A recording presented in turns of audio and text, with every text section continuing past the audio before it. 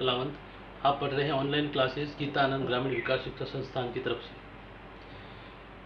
हम पढ़ रहे थे क्लास 12 की अनिवार्य हिंदी, उसमें कृपाराम खिड़िया के सोरठे पढ़ रहे थे।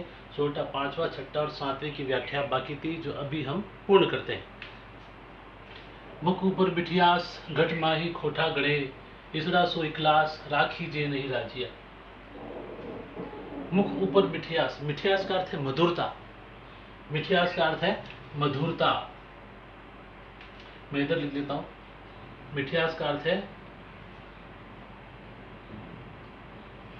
मधुरता।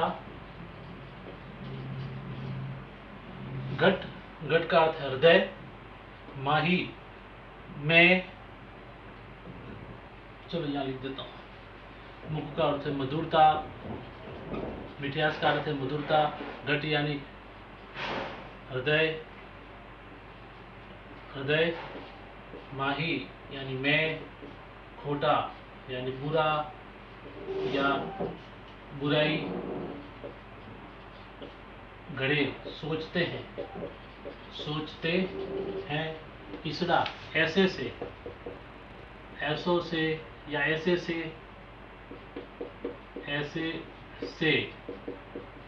सु ऐसे से।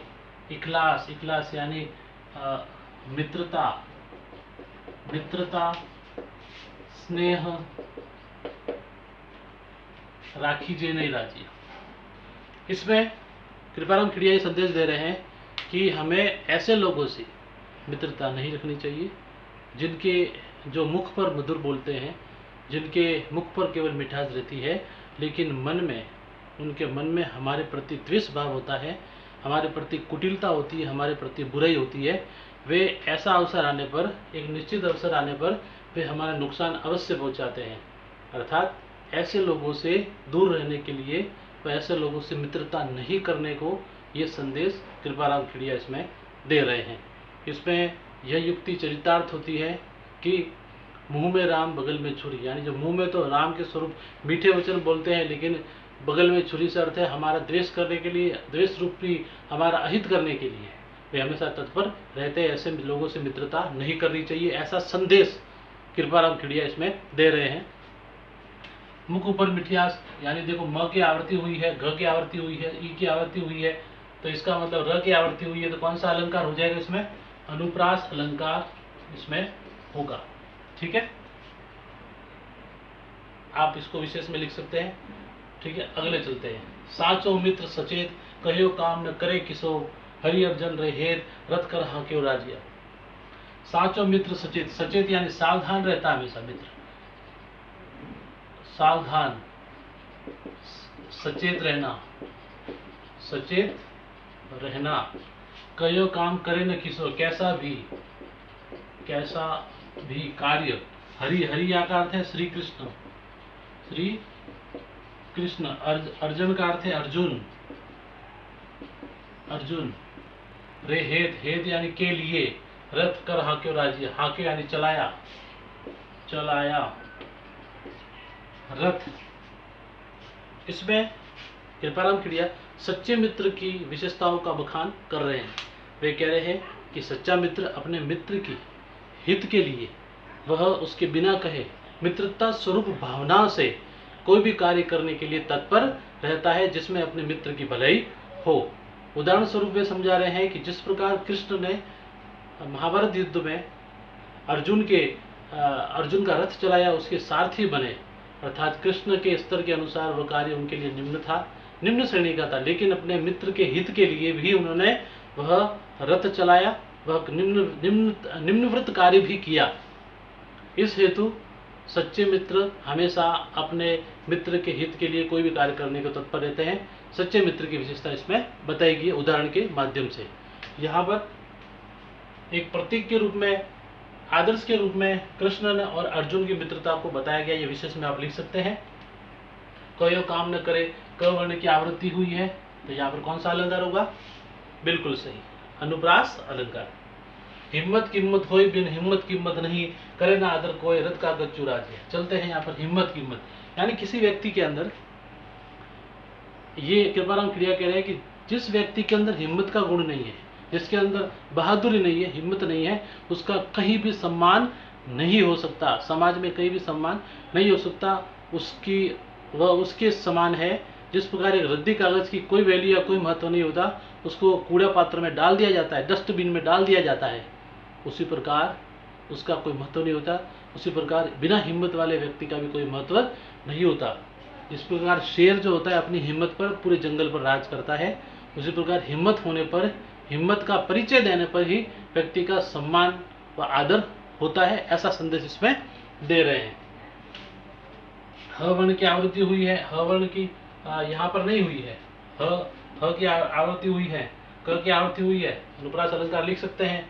इसके अलावा यहाँ पर मनुष्य का परम प्राथमिक और परम आवश्यक गुण, सबसे पहला हिम्मत होना चाहिए। किसी पुरुष का हिम्मत गुण नहीं है तो उसका पौरुषत्व नागवार है, उसका पौरुषत्व स्वीकार नहीं किया जा सकता, समाज में उसकी इज्जत और आदर नहीं है, वह रद्दी कागज के समान माना जाएगा, ऐसा संदेश इसमें दिया गया है।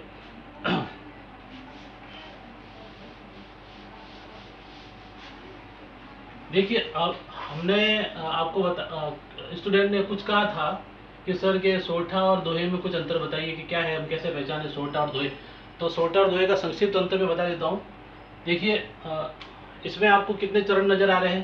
पहला एक चरण, यहाँ से यहाँ तक एक चरण पहला, यहाँ से यहाँ तक दूसरा चरण, यहाँ से यहाँ तक ये तीसरा चरण हो गया, और यहाँ से यहाँ तक ये चौथा चरण। यानी कुल कितने चरण हो गए, 4 चरण।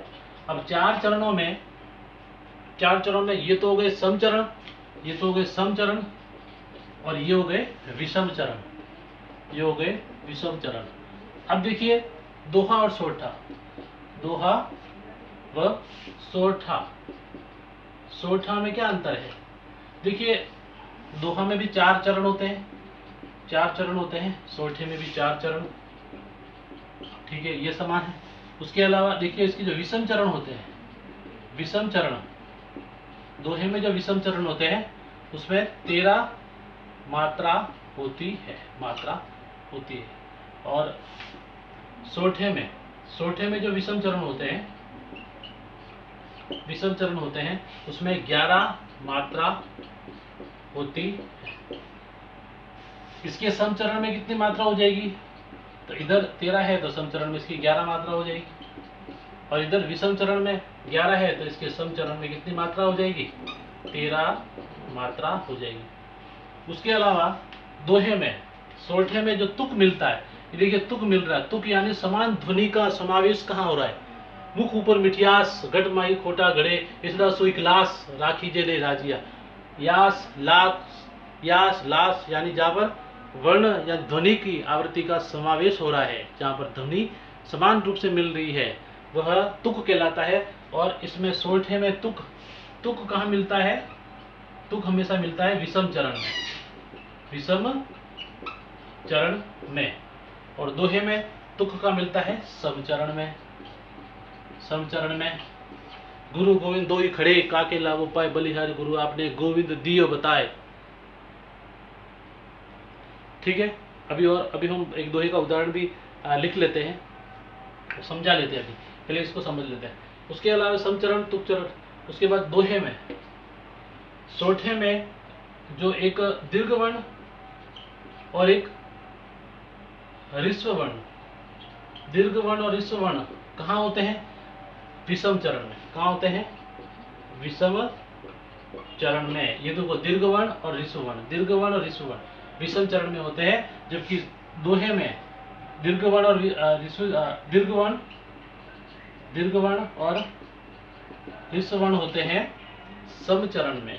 इसमें होते हैं सम चरण में। ये इनकी अलग अलग पहचान है। अब देखो मात्रा कैसे निकालेंगे, तो मात्रा काउंट करनी है, तो हमको देख लो पहले में यदि 11 मात्राएं होगी तो क्या हो जाएगा, वो सोठा हो जाएगा। और पहले में यदि 13 मात्रा आ गई तो वो क्या हो जाएगा, दोहा हो जाएगा। इसकी पहचान ये है। अब मात्रा की पहचान कैसे करेंगे, सिंपल सा, जहां पर अ, ई और उ, सॉरी अ, ई और उ वर्ण है, यानी ह्रस्व वर्ण है, वहां पर एक मात्रा आएगी, एक मात्रा का चिन्ह आएगा। और जहां पर सभी दीर्घ वर्ण है वहां पर 2 मात्रा का चिन्ह आएगा। तो यहाँ पर हम काउंट करते हैं, देखो एक मात्रा, एक मात्रा, दो मात्रा, एक मात्रा, एक मात्रा, एक एक, दो और एक, 2 2 4 5 6 7 8 9 10 11 मात्रा होगी टोटल। 11 मात्रा होगी तो ये क्या हो गया, क्या हो गया, सोरठा। क्या हो गया, सोरठा।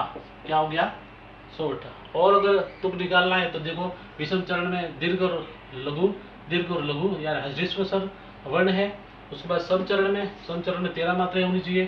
तो 1 2 3 4 और एक अनुस्वार की भी एक मात्रा लगेगी। माँ के दीर्घ वर्ण लगा हुआ है, दीर्घ वर्ण की मात्रा है तो उसकी तो मात्रा लगी है, लेकिन इसकी भी एक मात्रा और लगेगी। फिर ये एक मात्रा, फिर दो मात्रा, उसके बाद दो मात्रा, एक मात्रा, दो मात्रा, 2 2 4 2 6 2 8 9 10 11 12 और 13 मात्रा है। टोटल कितनी हो गई, 13 मात्रा है। इधर एक दो, दो मात्राएं, दो मात्रा, एक एक, दो मात्रा एक। तो इसको मैंने दो दो लिख दिया है, चिन्ह भी बना लेता हूँ वापस। 2 3 4 5 6 7 8 9 10 11, 11 मात्रा।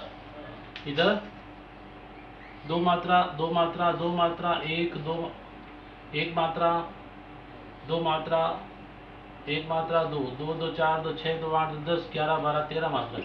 तो इस तरह से सोरठा और दोहे में अंतर है। सोरठा और दोहे को पहचानने का यही एक व्याकरणिक अर्थ है। दोहा सोरठे का विपरीत होता है, दोनों एक दूसरे के विपरीत होते हैं। तो ये थी पहचान।